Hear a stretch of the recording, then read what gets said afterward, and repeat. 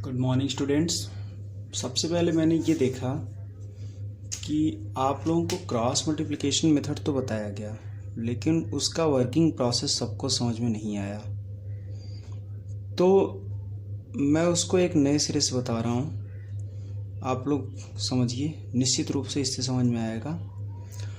आप लोगों को मैंने बताया कि अगर कोई linear equation, pair of linear equation दो वेरिएबल का होता है, टू वेरिएबल्स का, तो उसको सॉल्व करने के चार मेथड होते हैं। सबसे पहला मेथड था graphical method, second substitution method, third elimination method and third one is cross multiplication method. ये फोर्थ मेथड है।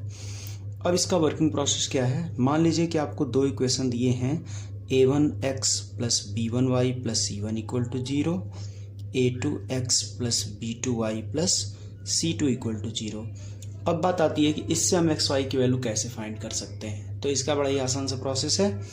सबसे पहले आप क्या करोगे, लिखोगे यहाँ पे x upon equal to minus Y upon equal to 1 upon. इससे ज़्यादा आपको कुछ नहीं करना है, मैंने जो तरीका बताया बिल्कुल वैसे ही करते चलिए। देखिए नेक्स्ट स्टेप क्या होगा, जब हम x अपान लिखते हैं तो ये x की वैल्यू को कवर कर लेंगे।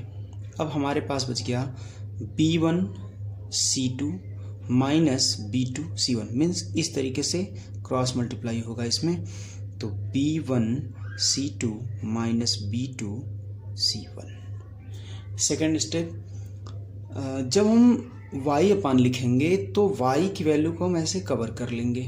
अब हमारे पास क्या बच गया, a1 c2 minus a2 c1, a1 c2 minus a2 c1।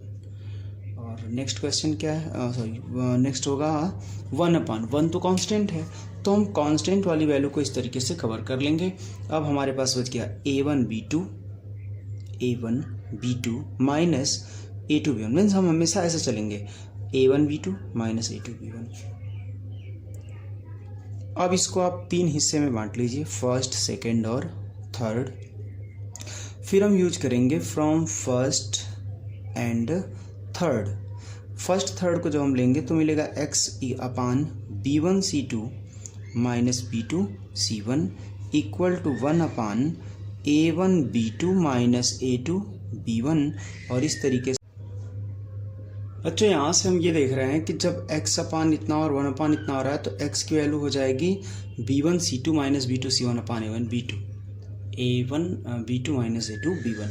Similarly we can take first and second and write as y upon a2 c1 minus a1 c2 equal to 1 upon a1 b2 minus a2 b1। So y equal to a2 c1 minus a1 c2 upon a1 b2 minus a2 b1। देखिए बात क्या है कि यहाँ पे minus Y था ना, तो इस माइनस वाई से अगर मैंने माइनस से न्यूमरेटर डिनोमिनेटर को मल्टीप्लाई किया तो ये चीज़ें क्या हो जाएंगी, a1 c2 minus a2 c1 हो जाएगा a2 c1 minus a1 c2। अब हम इस पर एक क्वेश्चन देखेंगे, find the value of x and y when 2x plus 5y equal to 1 and 2x plus 3y equal to 3। अब अगर इस क्वेश्चन को हमें सॉल्व करना है तो सबसे पहले हम इसके standard form a1x plus b1y plus c1 के फॉर्म में लिखेंगे। तो this question can be write as, या we can write 2x plus 5y minus 1 equal to 0 and 2x plus 3y equal to minus 3 equal to 0। अगर हम इसको solve करना चाहें तो लिखेंगे x upon minus Y upon and 1 upon. अब देखिए बिल्कुल सेम प्रोसेस है। अगर हमें x अपान लिखना है तो हम x की वैल्यू को कवर कर लेंगे।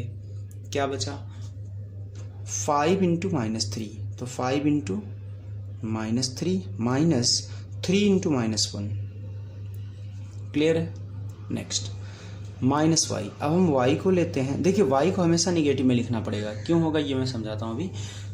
y लिखने के बाद हम क्या करेंगे, 2 की मल्टीप्लाई करेंगे माइनस 3 में, माइनस फिर इस 2 का माइनस 1 में। वैसे ही जब हमें कांस्टेंट टर्म लेना होगा तो हम कांस्टेंट टर्म को कर लेंगे कवर, और हमें मिलेगा 2 5 2 3, तो इसकी वैल्यू होगी 2 into 3 minus 2 into 5 and this equal to 5 3 जा 15 minus 15 minus plus 3 this equal to minus y upon 2 into minus 3 minus 6 minus into minus plus 2 and 2 1 upon 2 3 जा 6 minus 2 5 जा 10 x upon minus 15 plus 3 क्या होगा minus 12 minus y upon minus 4 equal to 1 upon 6 minus 10 minus 4 और x upon minus 12 equal to y upon 4 equal to 1 upon minus 4। अब हम इसको 3 part में ले लेंगे, फर्स्ट, सेकेंड और थर्ड। देखिए फर्स्ट सेकेंड और थर्ड लेते हैं तो from first and third x upon minus 12 equal to 1 upon minus 4, x equal to minus 12 upon minus 4 and x equal to 3. Similarly, from second and third, y upon 4 equal to 1 upon minus 4. So y equal to 4 upon minus 4, y equal to minus 1. Correct answer.